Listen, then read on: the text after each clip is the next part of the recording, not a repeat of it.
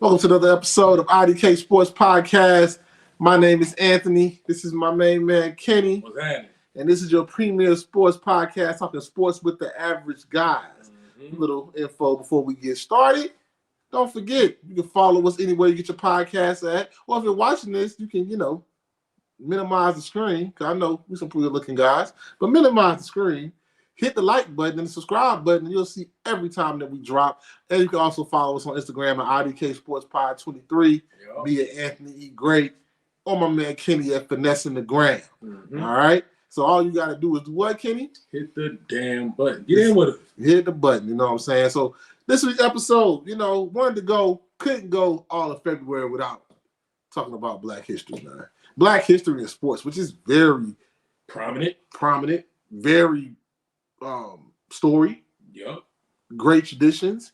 From HBCU football to professional sports to changing the game, political figures to sport heroes. Yep. All of that. So we couldn't on this podcast, and us being, as you can see, of African American descent. We couldn't go the whole month without, doing a Black history and sports For sure. type topic or a Black themed topic. You know what I'm saying? I should have the background with the flag on the back. Should be like Lift Every Voice playing in the background right now. Should. Getting right into the episode, man. First we'll talk about, man, hey, man, I'm happy this year. Black coaches are getting their shot in football. Black football coaches are finally getting shots. You know what I'm saying? Just saw what happened to pro. Antonio Pierce, Gerard Mayo. Boy down there in Atlanta. Raheem Morris. Yep. That was it, right? It was them three? There's those three. Those three added on with D'Amico Ryan. Yep. Mike Tomlin. We will go by who else? That's it? That's six? Mike, Raheem, D'Amico, Antonio Pierce, Gerard. That's it. That's six people. Yeah, so six. Hey, man, we went from last year when we had Mike and D'Amico? Yeah. And now we got six Black head coaches in a league that, let's be honest, predominantly Black athletes. Call it what it is, yeah. You know what I'm saying? So I think that's just huge. That, maybe people are starting to see that, hey, you know what I'm saying, black coaches can lead men too. We always with the coordinator, the DB coach, the receiver coach, all of that. But we're finally seeing a lot of representation at the Black head coach level, not only in pro, but also in college on the big level. You got Sean Foster at UCLA. Bingo. You got was it Sean Moore, or I know his last name is Moore, at Michigan. Yep. You got Sharon Moore at Michigan. Yep. At Michigan. A Black man is the head coach of Michigan. Yep. You know what I'm saying? That's a lot. You got my man at Syracuse that just got hired. Fran that just got hired. You still have James Franklin at Penn State. You still have Marcus Freeman at Notre Dame. Dion is at Colorado. Right. Am I missing the Power 5 one? I know Derek Mason got hired with Middle Tennessee State. Yep. That's a Group of 5 school, but you're starting to see on the Power 5 level, Power 4 because the Pac-12 don't exist no more. On the Power 4 level, man, you're starting to see Black head coaches get their shot, and the big one is the Michigan one. I'm gonna keep it above now, but you know what I'm saying? I'm gonna get my hate off first. Gotta start with hate on Nah, we starting no hate. Nah. Because I'm grateful for the Big Ten, and I'm grateful for the Big Ten having 3 Black head coaches. But we have had a coach in SEC, a Black head coach since Sylvester Croom. Not below the Mason Dixon. You know what I'm saying? That ain't even been talked about since Sylvester Croom. I guess you could say, but it wasn't in the Big Ten that time. Kevin Sumlin was the coach of Texas A&M. Yeah. But in the SEC, it only had 1 Black coach, 2 or 3. They had Vanderbilt. I don't count Vanderbilt. Vanderbilt's Vanderbilt. They know who they are. Not at those schools. But, hey, I'll say this. As far as the names you just mentioned, Right. I'm just proud to see those guys, especially guys that look like us, take positions at blue blood schools now. Your UCLA's, your Notre Dame's, your Michigan's, Penn State. Penn State. You know what I'm saying? Those at those schools is just, it's a very powerful moment because we used to seeing those faces at, your smaller schools where they're, underfunded, excuse me, limited resources. Yeah. You kind of, bump your head if you stand up, not diminishing the program they built or diminishing their legacy at any stretch of the imagination, but that projection for how their career will go, just because they're at that small school, is kind of limited, in a view. You can't really determine, the type of leadership or the type of program that they envision just because the resources ain't built out for them. So when you go to, your Notre Dame's, your Penn State's, your Michigan's, ample scholars. Yep. Ample resources. Your alumni is built out for you. It's built out for you and the guy coming after you. Yeah. The lane is literally paved for you to really see it all the way through with no limitations. So I'm just proud to see that. I'm proud to see the representation. It is a very hats off to those guys because I know that job didn't come without its just due. Yeah. They earned it. And very well deserved. Yeah, we talk about, and the names that we mentioned, we talk about guys that know ball. So, and then like you said, like it's starting that we're beating the stigma that we're just good motivators and recruiters. Yeah, like we can actually build programs. Right. That's what head coaches do, especially on the college. They build programs. Right. And excuse me, but you're trusted with the keys to like you said, the Michigan, the UCLA, a Syracuse, a Notre Dame, that's crazy, a Penn State. Like you're trusting us with that program. That's my dog back there. Don't bother him. He's barking for no reason, man. Gotta be excited, bro. Barking for no reason. Gotta be excited. Old dog. But anyway, it's just that they're showing that we can build organizations and programs. Because a lot head coach is based like a CEO. So you got people under you. So you're holding people accountable. You're building a framework, a culture, an organization. And we was not trusted as black men to be able to do that. We can motivate you. We can make you go run fast, hit hard. We can get you to come to our school. We'll go to your mom's house, your school, sit on your couch and get you to come to our school. But we wasn't good enough to lead the program. And I'm just starting to see, I'm glad to see, especially on the college level and on the pro level, that we're starting to get more and more representation on that. Absolutely. At that top tier. Absolutely. And you hit on it when you mentioned us just kind of being staggered at that positional coach level. Yeah. Being trusted with the linebackers or being trusted with the secondary or just being trusted, here and there. Most of the time, that's your most face-to-face that most of these collegiate athletes get is with their positional coaches. And also, at the pro level as well, is that, the head coach may see him here and there. You get your meetings out the way, but there's a coach's coach. You know what I'm saying? But as far as deploying your guys, those are the guys that we're used to deploying. The guys that we're used to putting out there for the recruiting trip. That we're used to putting on the planes, and we're used to, like Anthony said, to sit in your parents' house and, to come out there and come meet you, was those same men that we're mentioning today that's taking that next step. So, hats off to them, and breaking that, continuing to put some more cracks in that glass ceiling.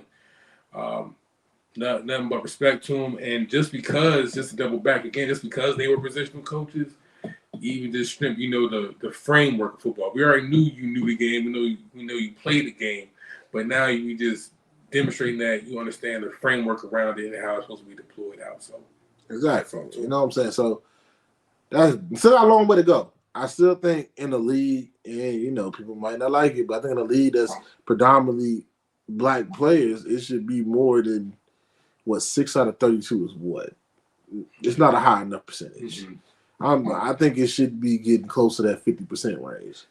Not saying that you take not saying that stripping jobs, right. But just if the representation is going to be equal, that's what we need to be. And in college too. I think college needs to have more representation of not only black coaches, head coaches, but this is coordinators too. They're not a lot of black offensive coordinators in college football.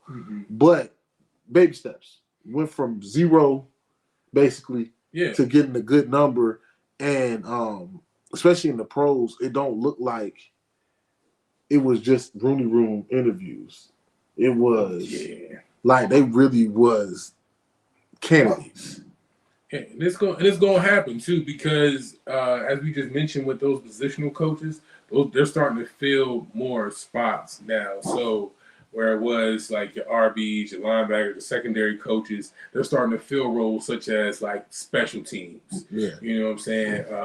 Being trusted with QB coach duties. You know what I'm saying? That again, really understanding the framework of what it takes to take that next step.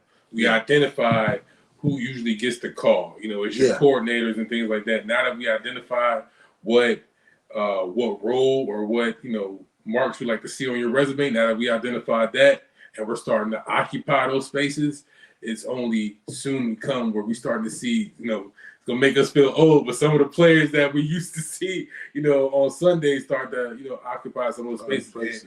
And like you said, it's already a predominantly, African American sport. But so it's only natural that the more this crop starts to roll over, we're going to be filling those spaces in the majority fashion. Exactly. I mean, just a good moment. You know what I'm saying? And would it be in Black History Month? I couldn't not talk about it, because, like, this is the most black coaches I ever seen. Like, and I never thought in my lifetime, I'm going to keep it buck with y'all, and y'all can call it what you want to call it, not trying to get canceled, but I never thought Michigan would be having a black coach. No, I'm stuck on Notre Dame. And that Notre Dame, like, you think about Michigan, Notre Dame, Penn State. UCLA, I kind of in California live. You know what I'm saying? Colorado, I get that. Syracuse, kind of get that. Yeah. But them three, not only thing is to crack that SEC. Wallet, we'll see. Change gonna come, all right. We'll see. Speaking of, keep going on our Black History Road, speaking of the football. Coming up here soon, we got the HBCU Legacy Bowl. Hold on, I'll get you the actual dates for it. It is the 24th of March. I believe it's this month, actually. It might be the next weekend. Yeah, I believe it's the 24th. Yep, it's next weekend.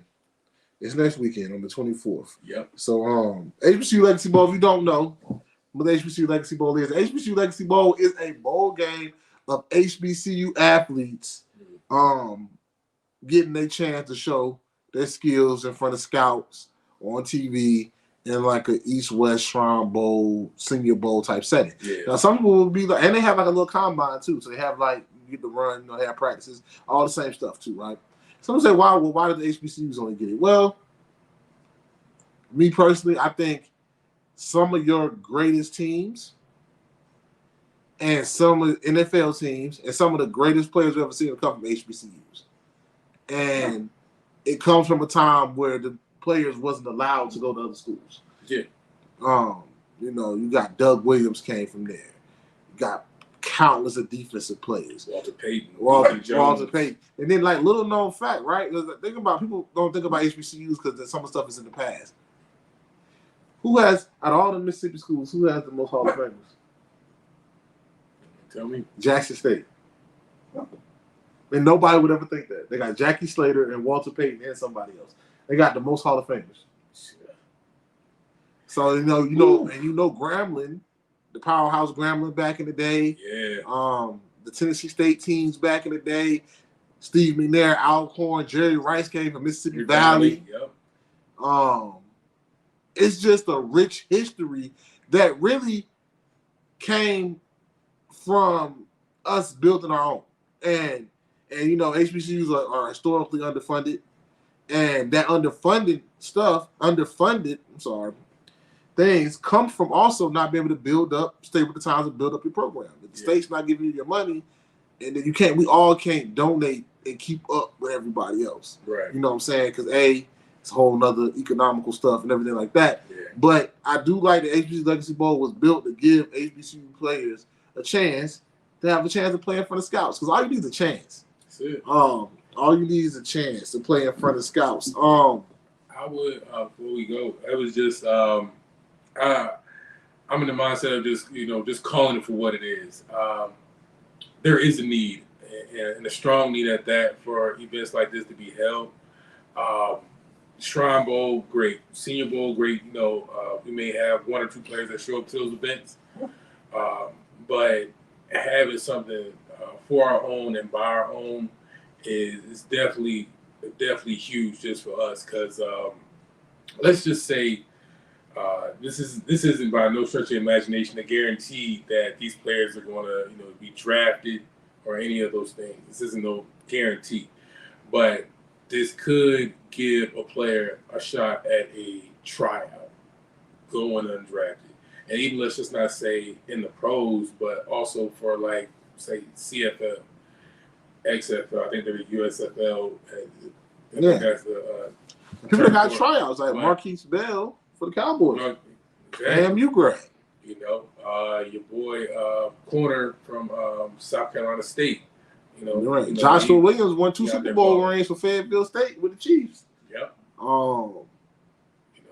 His contributions to be made is because there's production still at that level. There's high quality football still being played at that level. It's just the fact that it's under scouted, and that's the truth of the matter is. And it's just truth be told, your regional scout may not make it out to the Fayetteville State game. That he'll make it to the Wake Forest game. He may not make it out to to see Norfolk and Hampton play, but he'll make it out to the JMU or ODU game, or what I'm saying. So that's the point. It's the fact that it's already an under-scouted division. Yeah. So why not we put our most prominent players, our most prominent talent, put it on the forefront. Yeah. And you may not know who you may see on Sunday. Yeah. All we doing is giving them a chance, and at the end of the day, that's all you can ask for. And then another big thing, I do tell people, if you ain't never been to an HBCU game, the only atmosphere that matches it is Power 5. You're still talking about 20 to 25,000 people, smaller scale, bands, passion, everything like that. You don't see that. I watched a lot of MAC games, so you might have 10,000 people out there. Exactly. But you get Norfolk and Hampton playing, and Norfolk State, the whole 30,000, you might get 20, 30,000 people out there just inside the stadium. We're talking about walking around. Mm-hmm. You know what I'm saying? So, the atmosphere is magic. It's something that still needs to be celebrated and will be celebrated for here to come. But I'm glad this bowl game is there so some of these players can have their chance to do their thing. A couple players I'm looking at, first you got Davis Richards from Central. He is probably the best dual threat quarterback that we got, or best chance guy quarterback that might get a shot. It may probably be CFL because might not get a chance, but hey, he's gonna he was very accomplished at Central. Everybody know he beat Deion's team last year. They was there, beat them. 2-time MEAC Player of the Year. Really good player. Some of the players I do think might have a shot at NFL though is you got Javarion Howard from Alcorn. Good player. Good running back. Very good running back. Strong runner. Very good running. Hit the holes good speed, but very more powerful runner. You got Irv Mulligan from Jackson State. Didn't hurt himself. Was probably going to be the SWAC Player of the Year, close to and probably Jackson State would have had a better season. Was a really good player. The Darius Owens from Texas Southern is a dog. Now he might make a team and play. Can catch, can run. Texas Southern wasn't that good, but he was so good he got votes for Player of the Year, and his team only won 2 games. Yeah. So the Darius Owens, I think, is a guy on the offensive side that really has a chance. Then, you know, O-line is usually where you're going to see most of the HBCU guys come from, and DB. Two Aggies, you know. I gotta get to his name. Big LeGrone, Lawrence LeGrone. They call him Big LeGrone. Guard. I think up to him is gonna have to show if he got the athleticism in the pool, but as far as strength, unmatched. Big dude. I think he like 6'3", 325 or something like that. Big dude. The other dude from A&T is Tariq Stewart, O-lineman. I think he about 6'6", 6'7". Big dude. If you watch film on him, he's nasty. He's a nasty player in a good way. Yeah. In a good way. He's nasty though. Like he has a mean streak to him. He wants to drive this player straight to the ground. I think he has the best chance to make somebody's team and be on the active roster all year because he's gonna pop out in practice. You give him a tryout. Some coaches he's gonna drive somebody to the ground, get nasty, and I think that he's gonna be, you know, that pops. You know, sometimes there's a pop play in practice and training camp that gets you there. That's my guys on the offensive side. Wouldn't be wrong about talking about my man Evan Gregory, O-line from Norfolk State, big guard, ran behind him a lot this year. I think he could probably get maybe a CFL shot, maybe a camp tryout. Yeah. You know, that's always a good thing. D lineman, you know, had my man Patrick Godbolt, dog. He's a dog. I think he'll make somebody's team. If he can show, I think if he goes to the right place. I think he's a 3 technique, 3-4 DN. Okay. He's a big guy. I don't think he's a real outside linebacker pass rusher, but that's where I really see him at. And that's really the guys that I'm looking at. There's a lot of these guys on the team I know because I watch them like all year, but them were like the ones that really stood out to me. What about you? Yeah, you hit on a few of the D tackles that I like, but there's one guy in particular that I want to see what his performance is like come next week. Is Jordan Toles out of Morgan State. The DB, safety at that. You know I am with my DB guy. So he was a LSU transfer.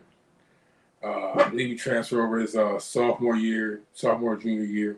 Played his last 2 seasons at Morgan State, and quickly became one of the leaders for the defense. Yeah. All right. So you know, and not just only on the defensive side of the ball, he adds value in special teams as well. Kick returner and punt return. That's how you make it. Oh, I forgot one too. Yeah. That's how you make it. But that's it.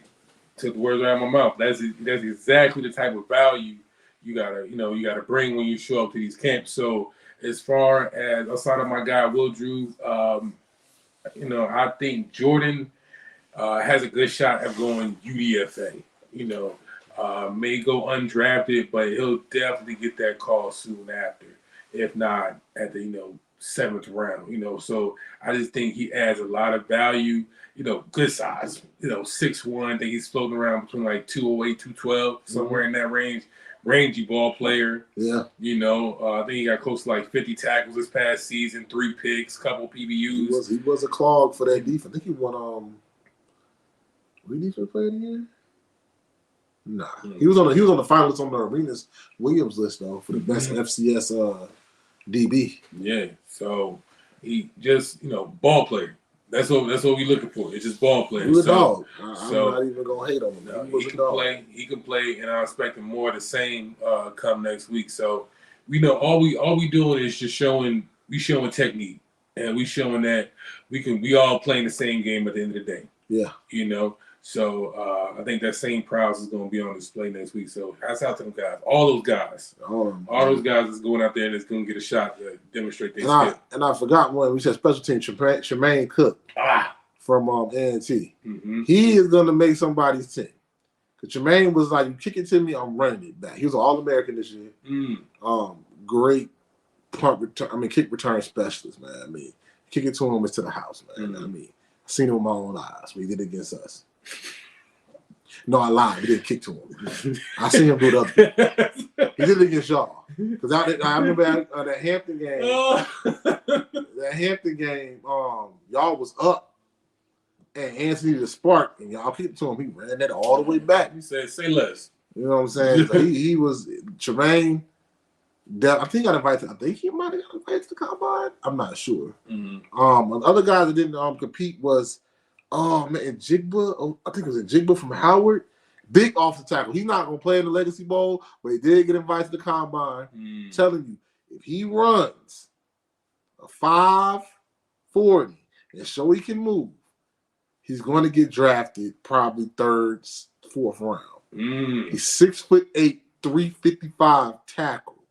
If he show he can move at that size, you can't teach that. And they're not going to be able to wait for so long for somebody's going to take them. You can't teach nobody to be that big and move that fast. Yeah. So that's another guy to watch out for. But like you said, man, shouts out to everybody at the HBCU Legacy Bowl that got invited, man. You know, a lot of these guys I watched all year. You know, I watched HBCU football all the time. So a lot of these kids, these guys I watched all year.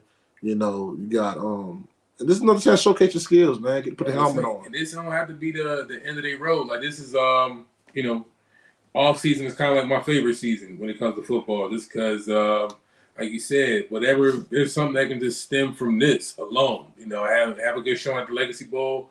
Who knows? Maybe they have an extra slot for you at the combine. Yep. You know, now you got a few extra people in the stands come your pro day, or now you got to invite to a regional tryout. Yep. You know, it doesn't just stop here, and that's what why this is such a good moment for these guys, because those extra set of eyes, you know, that second take that it takes from from a positional coach or from someone in that front office to say, hey, there might be something here.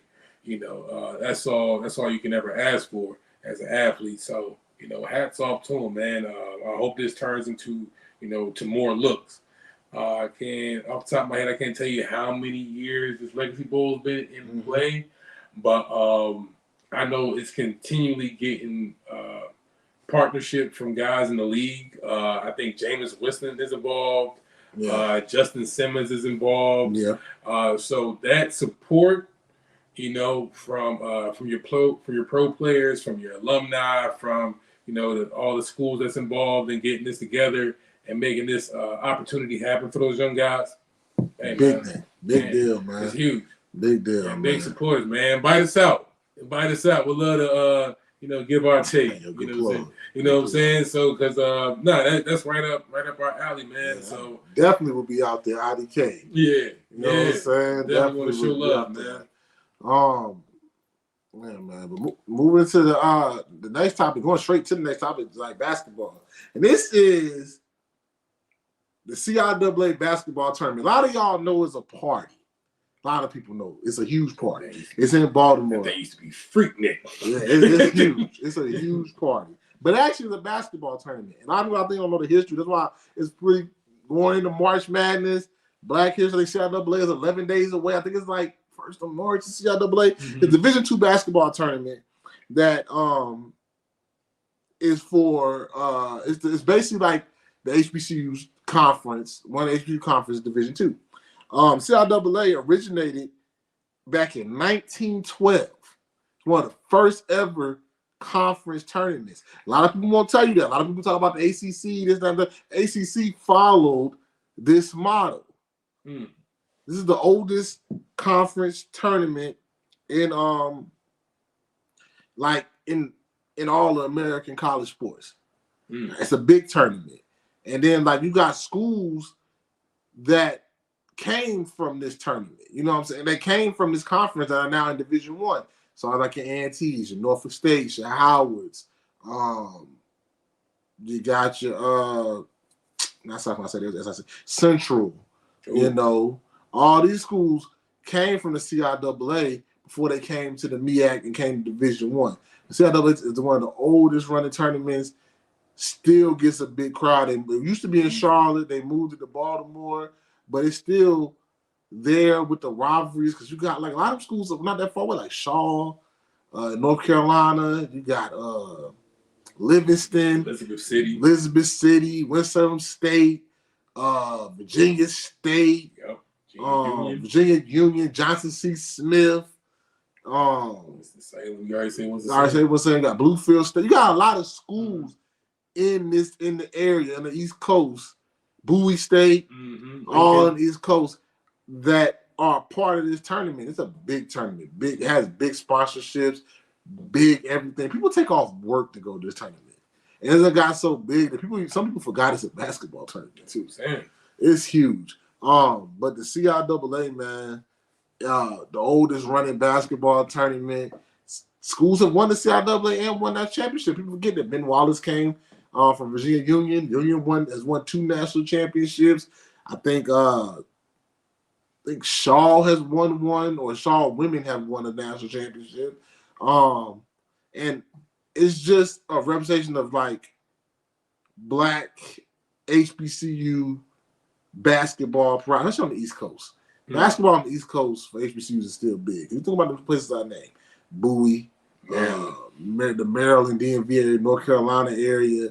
You know, these are all schools that are very tied in to like basketball is big on their end. You know what I'm saying? So CIAA tournament, man, there ain't much more I can say. If you haven't been, look it up.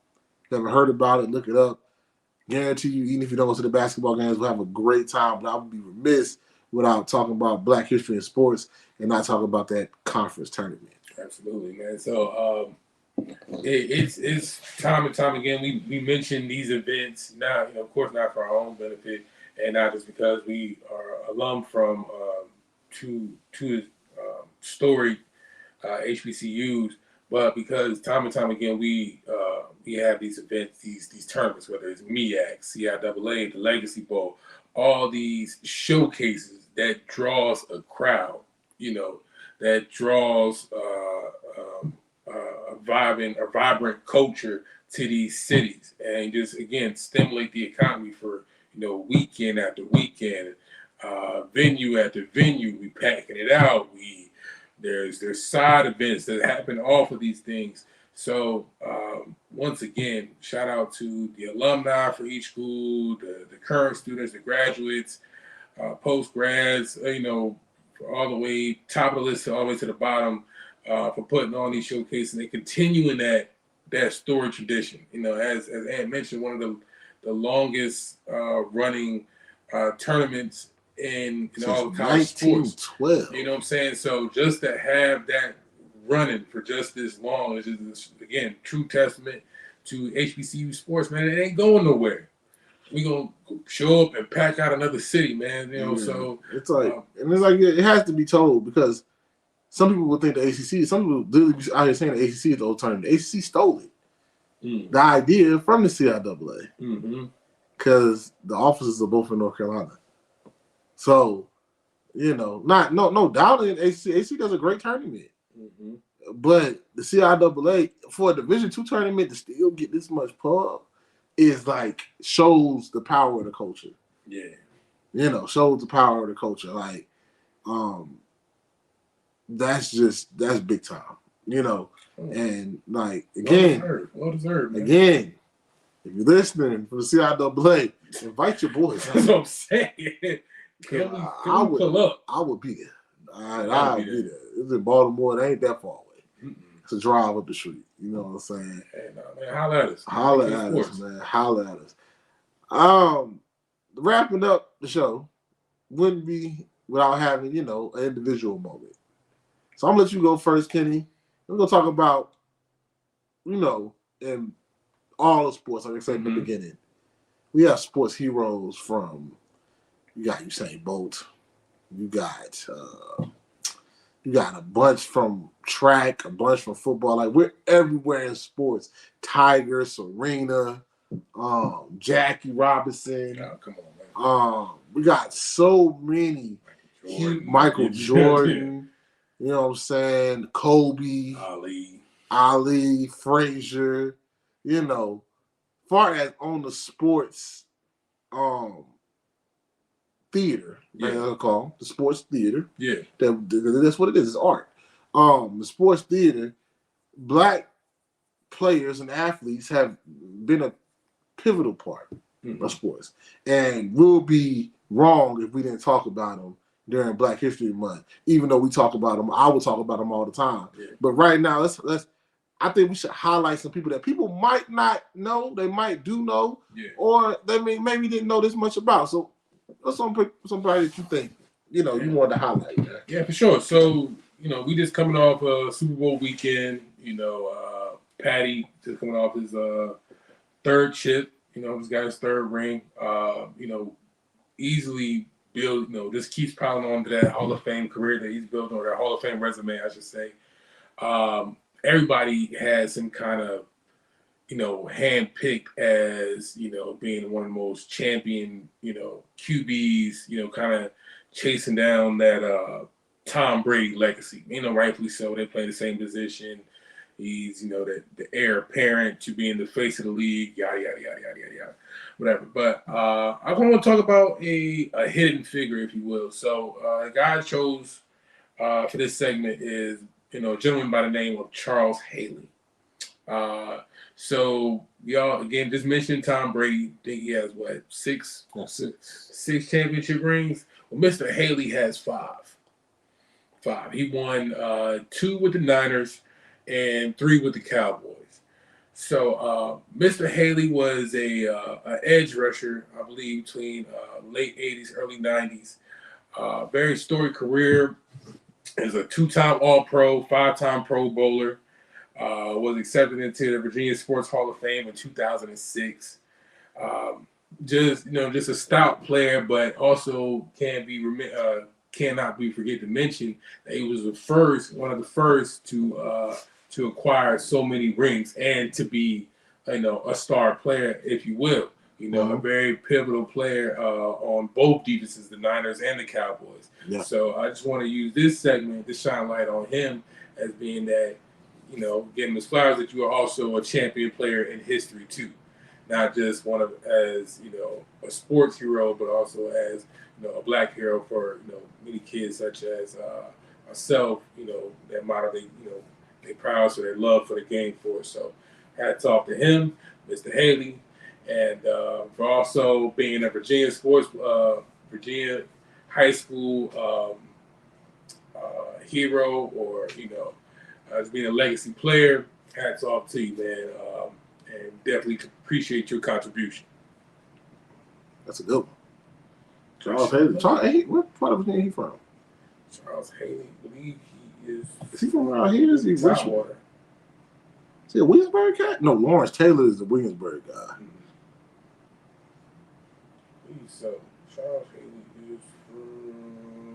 is from Bear with Gladys, Virginia. Point that out on the map. Point it out. Show me where Gladys, Virginia is. I don't know where it is. It's in Campbell County. You know that? I don't know where it is. It says 3 hours away from us. Now you got me curious. What is Either way, man. Shouts out to it's right outside of Lynchburg. Oh, yeah, out there in the hills. Yeah, he out there in the boonies. Shout out to the listeners from Lynchburg. You know what I'm saying?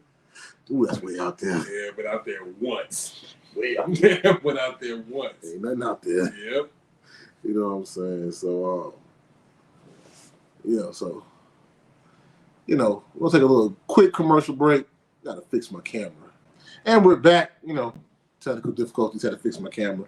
So, Charles Haley, hey, man, dog, defensive end, right? Edge rusher. You know what I'm saying? Won 5 Super Bowl rings. Big time. I'm going to take it back. Way back. Back from mine. Now, people that know me, I was a baseball player, and I'm real big in baseball history. You know what I'm saying? So I did mine on Andrew Rube Foster. A lot of y'all do not know who that was because he was born in 1879, died in 1930. That's a good year. You know what I'm saying? From Texas. But Rube was basically the godfather of the Negro League. Basically was the executive of the Negro Leagues and basically was helped with a big hand in creating the Negro Leagues. Played for a lot of teams like the Philadelphia Giants before, and he was like a pitcher player, was a slugger, heard he run a tight ship, Like he said, if you couldn't bunt the ball down the third place line, you was fined $2. And back then, $2? $2 $2 was a lot, man. But he did all this at a young age. Like, you know what I'm saying? Was basically managed the team by the age of 21. Was owned the team by the age of like 26. Rube was, basically the founder of why you have the Jackie Robinsons and all these players that came from Negro Leagues. That's Rube started Negro Leagues. Also, Rube is a famous pitcher because Rube had a great fastball, but he also threw and invented the screwball. Nobody else threw the screwball before him. He invented the screwball. Screwball is like a fastball that cuts it out. I didn't get to dismiss it. All that. I was interested in finding out. Yeah, but a screwball is like a fastball that comes at you and it cuts to the outside, unlike a slider. A slider kind of slides. A screwball is a little different ways. You have to show it. Look up screwball. You'll see what I'm talking about. But what a lot of people don't know that Matty, I forgot his name. I know his first name was Matty. He's a Hall of Famer, a white guy. The Giants brought Rube in back in those days to teach him how to throw the screwball. That's how much of a figure that Rube was, man. Rube Foster he ran a tight ship. They said his teams was always he would bunt and steal a lot because he said baseball should be a fun, energetic sport. But a lot of people, we don't get a lot to talk about a lot of our Negro League players. Baseball has made it more of a sort of effort to talk about it now on like their video games and when they talk about it and everything like that. Because he was inducted in the Hall of Fame in, I want to say, 1981. Mm-hmm. Make sure that's right. While I'm looking at his managerial record, this is in baseball, was 336 and 195. I mean, baseball games they play. It's a great record in baseball. 1981, he was inducted to the Baseball Hall of Fame. And basically, like, I wasn't gonna talk about like Jackie Robinson or somebody like that, but I can't talk about them without actually talking about the person that started the league. You know what I'm saying? It was other people involved, but he was the executive of the league, and he ran it for many years, got it big. Some of the greatest players played with him. And it's just when you see back then what some people were able to accomplish at young ages and being black and creating the Negro Leagues and being a player and teaching white men how to pitch, how to be a coach to white men. So this is like they didn't even share water fountains back then. Mm-hmm. You know what I'm saying? So that's my highlight, my notable figure. I wanted to take it back. You can't beat that. I had to take it back to Big Rube. And I encourage everybody. It's a Negro League museum. Hall of Fame and museum that highlights that. I think everybody should learn the history of the Negro Leagues because that was really the biggest successful league just for us. Football didn't really have one. Yeah. Basketball had the ABA, but that was mixed in with white guys too. The Negro Leagues was just for us, and you talking about big names came out of there, and it wouldn't have happened if it wasn't for Big Rube. So that's my person. Took it way back. Can't even find a picture of him. It's all black and white. Heard he was 6'4". Yeah. That's huge back then. Yeah. You know what I appreciate about this segment though is because again we went at the top of this segment. We kind of went through like a list of names that we hear commonly: your Jordans, Kobe's, LeBron's, Ali's. Emmitt Smith, Walter Payton, all these heroes. But I love the fact we, get to shine a light on the hidden figures or the guys, taught the damn screwball. You know what I mean? Like, you know what I'm saying? So, it's just so many just throughout the years that, names kind of, I don't want to say they get swept away, but they just get, they get lost in history. So I'm glad we was able to, to do this, man. And we'll be back next week. Show some more love. Show some more love. It's Black History all the time over here. You know what I'm saying? Mm-hmm. You know what I'm saying? But good episode, man. Usually not as long as our other episodes are, but hey, I don't think y'all mind, for us having a little shorter episodes because it was a good episode. I think it was the most impactful episode we had. Yeah, we got deep this one. You know what I'm saying? Ain't no real funny stuff. We got deep. You know what I'm saying? But don't forget, man, every Sunday, catch us anywhere you get your podcasts at. Every Monday, catch us on YouTube at 5 p.m. You catch it, like, subscribe, and I think comment. You could. You comment. Thank you. It doesn't hurt anybody. So, you know what I'm saying?